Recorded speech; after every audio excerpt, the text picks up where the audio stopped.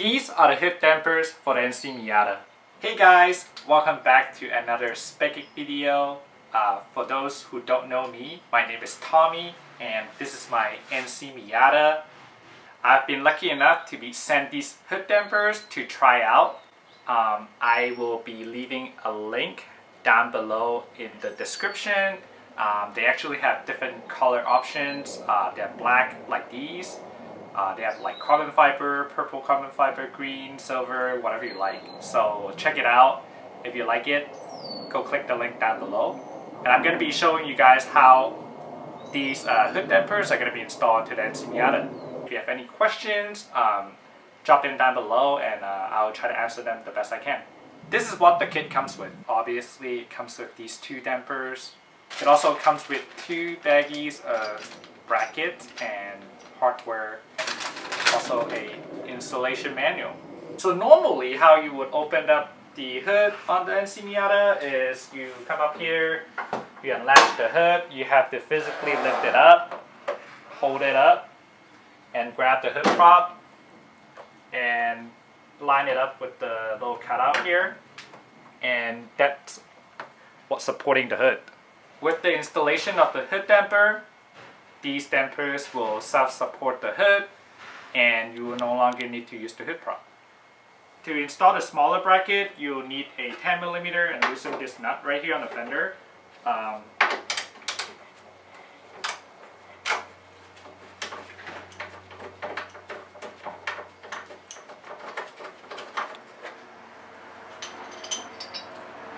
You grab the smaller bracket, making sure that the ball socket is pointing toward the front of the car. Line it up with the bolt hole and put the bolt back.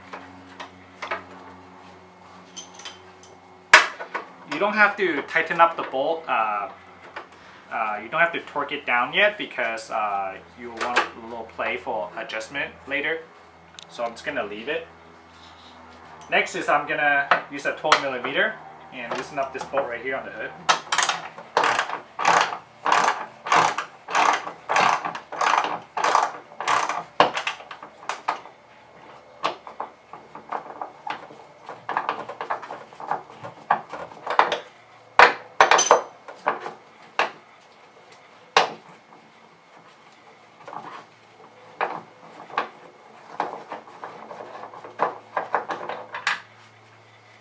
And next, we'll be installing this big bracket onto the hood.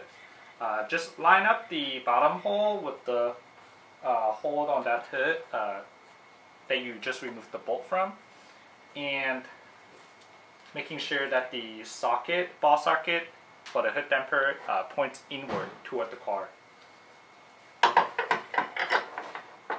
And you also see the little notch that comes out from the hood. Just line it up in the top hole of the bracket.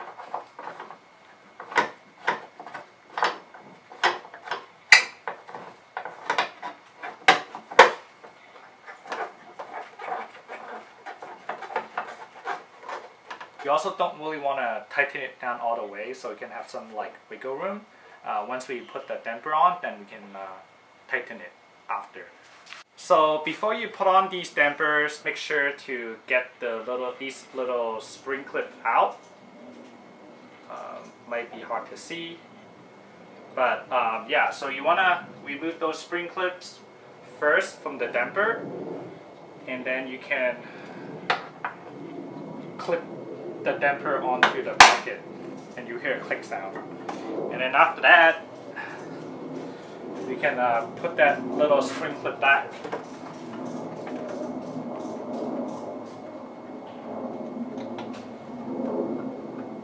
And that's what locks the damper onto the bracket.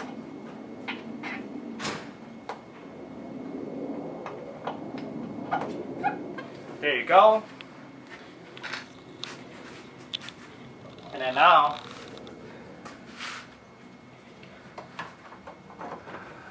we can put down the hood prop and then do the bottom one.